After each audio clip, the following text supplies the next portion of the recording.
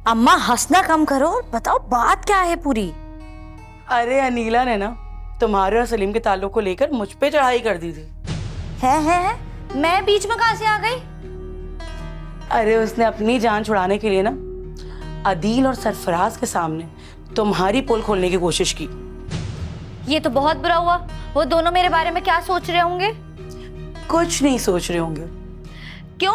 इतना बड़ा इल्जाम लगा दिया उसने मुझ पर और तुम कह रही है वो कुछ नहीं सोच रहे होंगे। आमना तू तो जानती है कि तेरी माँ का नाम शगुफ्ता है, शगुफ्ता।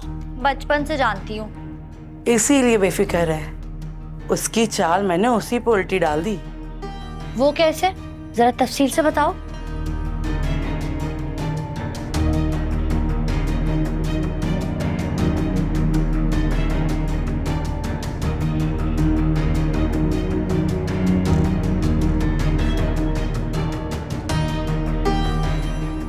पता है उस वक्त तो अनीला का चेहरा देखने के लायक था।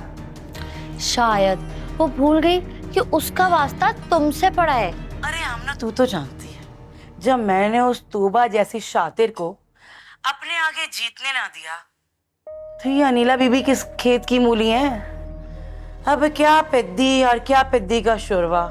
अम्मा इसमें शोरबा कहाँ से आ गया? अरे बेवकूफ बॉडम, मैं मुहावरा बोल रही हूँ। तो साफ साफ बोलो ना, ऐसे मुहावरे मुझे समझ नहीं आते।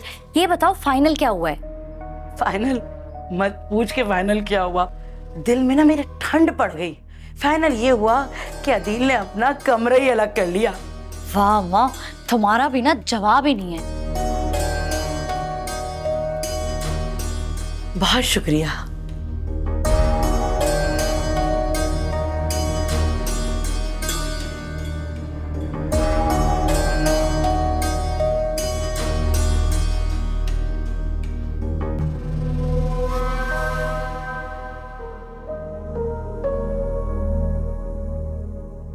इजहार के अब्बा, किन सोचों में गुम हैं आप? सोच रहा हूँ कि दोस्तों से कुछ कर्ज की बात करूं। हाँ, लेकिन आपको क्यों कर्जे की जरूरत पड़ गई? अरे तो क्या रूबी को घर बिठाए रखना है इसी तरह? कुछ तो हाथ पांव हिलाने पड़ेंगे ना। तो इजहार से बात करें ना आप।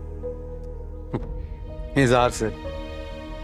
अरे तुमने उसकी बीवी का और उसका खुद का रवैया देखा है? उनसे कुछ मांगने का मतलब है अपनी बेइज्जती कराना। क्या तो आप बिल्कुल ठीक रहे, लेकिन इतनी बड़ी रकम का बंदोबस्त होगा कहाँ से? हाँ, कुछ दोस्त हैं, बात करता हूँ उनसे। कुछ ना कुछ तो बंदोबस्त करना ही पड़ेगा ना। हाँ, आपने भी तो अपने अच्छे वक्त में अपने हर दोस्त का कितना साथ दिए। अरे यही तो देखना है कि उन एहसानात को किस किस दोस्त ने याद रखा है। अल्लाह हमारी मुश्किल को आसान करे। क्या हुआ अम्मी?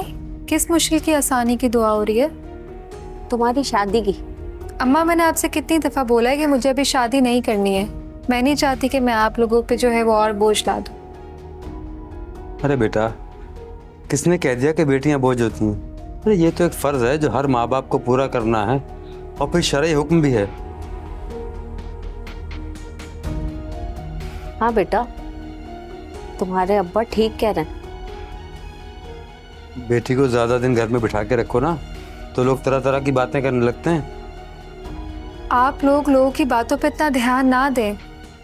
अरे तुम चुप हो जाओ, कब से अब्बा के सामने मुसलसल जबान चला रही हो तुम।